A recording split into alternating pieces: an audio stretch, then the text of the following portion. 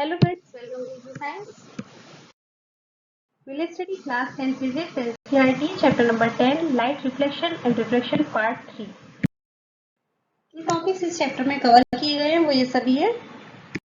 जो टॉपिक्स हम आज पढ़ेंगे वो है different effects of reflection of light, stick partly immersed in water appears to be bent at water surface, an object placed under water appears to be raised, a pool of water appears to be less deep than it actually is. चलिए करते हैं different effects of reflection of light. Reflection of light के क्या क्या effects होते हैं जो कि हम अपनी डेली लाइफ में भी देख रहे होते हैं। तो रिफ्लेक्शन जैसा कि हम पढ़ चुके हैं, जब लाइट किसी एक मीडियम से दूसरे मीडियम में जाती है तो वहां पर बेंडिंग होती है और उसी बेंडिंग को हम बोलते हैं रिफ्लेक्शन ऑफ लाइट। तो इसके इफेक्ट्स क्या क्या हैं? Stick partly immersed in water appears to be bent at water surface. अगर किसी स्टिक को उसका कुछ पोर्शन पानी में डूबा हुआ है और कुछ ऊपर है तो वो स्टिक हमें बेंट दिखाई देती है वाटर सरफेस पर। तो वो क्यों हो रहा होता है? हमारा रिफ्लेक्शन ऑफ लाइट की वजह से। An object placed under water appears to be raised. अगर किसी ऑब्जेक्ट को हमने पानी में डाला हुआ है तो वो हमें थोड़ा ऊंचाई पर दिखाई देता है।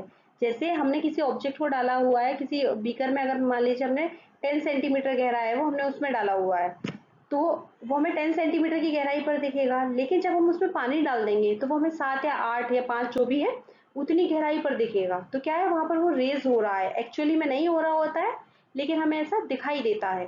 तो वो क्यों हो रहा है? रिफ्लेक्शन ऑफ लाइट की वजह से। A pool of water appears to be less deep than it actually is. जो पानी के पूल होते हैं वो हमें कम गहरे लगते हैं लेकिन उनकी गहराई ज्यादा होती है, वो भी रिफ्लेक्शन ऑफ लाइट की वजह से हो रहा है। Letters under thick glass slab appear to be raised when viewed from the top. अगर कोई प्रिंटेड मैटर ग्लास स्लैब के नीचे रखा हुआ है और जब हम उसमें ऊपर से देखेंगे ग्लास स्लैब से तो जो लेटर्स हैं वो भी हमें थोड़े रेज्ड दिखाई देते हैं, ऊपर दिखाई देते हैं। वो भी हमारा रिफ्लेक्शन ऑफ लाइट की वजह से होता है। A lemon kept in water of glass appears to be bigger than its actual size when viewed from the sides. अगर कोई नींबू पानी के ग्लास में पड़ा हुआ है तो उसका साइज एक्चुअल में छोटा होता है लेकिन उससे वो हमें काफी बड़ा दिख रहा होता है। उसके पीछे भी रीजन क्या है? Reflection of light. तो ये सारे एग्जांपल्स जो बताए हैं हम अपनी डेली लाइफ में देख रहे होते हैं और ये सभी होते हैं रिफ्लेक्शन की वजह से। Stick partly immersed in water appears to be bent at water surface. अगर कोई स्टिक उसका कुछ पोर्शन पानी में है और कुछ ऊपर है तो वो हमें जो वाटर सरफेस है जहां पर वो दोनों बाउंड्रीज अलग अलग हो रही होती है वहां से वो हमें बेंट दिखाई देती है कि मुड़ गई है या फिर टूट गई है। तो उसके पीछे रीजन यही होता है, हमारा रिफ्लेक्शन होता है। जैसे इस इमेज में दिखाया हुआ है, ये हमें पेंसिल है एक जो कि हमें टूटी हुई दिख रही है लेकिन एक्चुअल में वो टूटी नहीं है। तो जैसे हम इसमें से समझते हैं, जैसे यहाँ पर ये स्टिक है, हम यहाँ से देख रहे हैं इसमें पानी नहीं है तो अभी क्या होगा, यहाँ से जो रेज जाएंगी वो हमारी आंखों तक पहुंची, कोई बेंडिंग नहीं हो रही है रेज में, वो सीधे पहुंच रही है, हमें स्टिक सीधी दिखाई देगी। वहीं पर जब हम इसमें पानी मिला देंगे, अगर मान लीजिए हमने इसमें पानी कर दिया तो उसके बाद क्या होगा, जो भी रेज जाएंगी तो ये क्या होगा, यहाँ से ये बेंड होंगी क्योंकि यहाँ मीडियम चेंज हो रहा है, यहाँ एयर है मीडियम और यहाँ वाटर है हमारा। तो क्या होगा, जैसा कि रिफ्लेक्शन कब होता है, जब हमारा मीडियम चेंज होता है लाइट का तो वहां रिफ्लेक्शन होता है, बेंडिंग ऑफ लाइट होती है। तो यहाँ से लाइट जो है वो बेंड हो जाएगी, इस तरीके से जाएगी। और इमेज कब बनेगी, जब हम इस रेज को आगे प्रोड्यूस कर देंगे तो इमेज यहाँ कहीं बनेगी। तो स्टिक हमें इस तरह से बेंड दिखाई देगी। The apparent bending of a stick is due to a reflection of light when it passes from water into air. तो जो apparent bending है, रियल में स्टिक बेंड नहीं हो रही है लेकिन वो हमें बेंड दिखाई दे रही है रिफ्लेक्शन की वजह से। जब लाइट वाटर से एयर में जा रही है, हमारा वाटर है और एयर में जा रही है तो क्या होगा, इधर बेंडिंग होगी। जैसे AO हमारी स्टिक है, अब यहाँ से O से लाइट रेज जा रही है, कि लाइट रेज वाटर से एयर में जब गई तो क्या होगा, यहाँ पर बेंडिंग हो जाएगी। तो ये CX और DY ये रेज हमारी आंखों तक पहुंची, लेकिन इसकी इमेज कब बनेगी, जैसा हमने रिफ्लेक्शन में पढ़ा हुआ है, इमेज कब बनती है, जब भी कोई रेज एक्चुअली में मीट होती है या अपीयर टू मीट होती है या फिर इंटरसेक्ट कर रही होती है, तब जाकर इमेज बनती है। तो इमेज बनाने के लिए क्या होगा, ये रेज हम आगे प्रोड्यूस करते हैं तो ये कहाँ पर मिल रही है, आई पर। इसकी वजह से जो पानी के अंदर जो पोर्शन है स्टिक का वो हमें दिखाई देगा BI। तो ये हमें जो स्टिक है वो कैसे दिखाई दे रही है, ABI मीन्स BI पोर्शन जो है वो हमें बेंड दिखाई दे रहा है। तो रिफ्लेक्शन ऑफ लाइट की वजह से स्टिक हमें बेंड दिखाई देगी।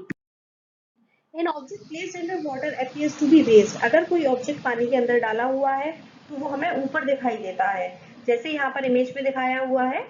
यहाँ एक पॉइंट हमने इधर सरफेस पे रखा हुआ है इसके, तो सरफेस पे रखा हुआ है, जब हम देख रहे हैं तो क्या होगा, जैसे कॉइन यहाँ है तो ये रेज इस तरीके से जा रही है, तो क्या होगा, हम देख इस जगह से रहे हैं तो क्या होगा, यहाँ पर ये रेस हमारी आंखों तक पहुंच ही नहीं रही है, सीधे ये बाहर निकल रही है, इसलिए हमें कॉइन दिखाई नहीं दे रहा है। ये रेस इस तरीके से निकलती जा रही है और हमारी आंखों तक नहीं पहुंच रही है, हमें कॉइन नहीं दिखाई दे रहा है।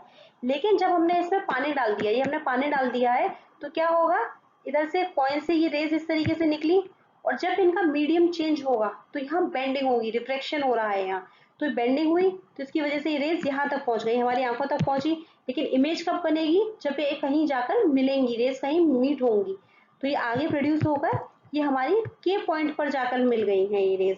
तो इसकी वजह से जो हमें पॉइंट दिखाई देगा वो कहाँ दिखाई देगा, के पॉइंट पर, जो कि एक्चुअली में इतना ऊपर नहीं है। जो पॉइंट है हमारा वो आर पॉइंट पर ही है, लेकिन हमें पॉइंट दिखाई देगा के पॉइंट पर, जो कि काफी ऊपर है आर पॉइंट से।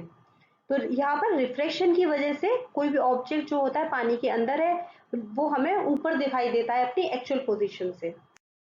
When an object is under water, then due to refraction of light, a virtual image of the object is formed near to the water surface. जब भी कोई ऑब्जेक्ट पानी के अंदर होता है तो रिफ्रैक्शन की वजह से उसकी एक वर्चुअल इमेज बनती है, और वो वर्चुअल इमेज वाटर सरफेस के काफी नजदीक होती है, इसकी वजह से वो हमें रेज्ड दिखाई देता है जो भी ऑब्जेक्ट होता है। Since the virtual image of the object which we see is nearer to the water surface, so the object appears to be raised on adding water.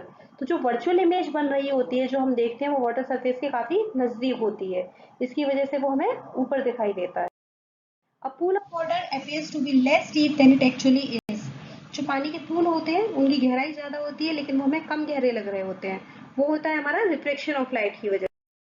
When we look into a pool of water, we don't see the actual bottom of the pool. जब हम pool में देखते हैं तो वो pool की गहराई हमें कम लगती है, हमें एक्चुअल बॉटम उसका दिखाई नहीं देता, वो ऊपर दिखाई देता है। We see a virtual image of the bottom of the pool, which is formed by the refraction of light coming from the pool water into the air.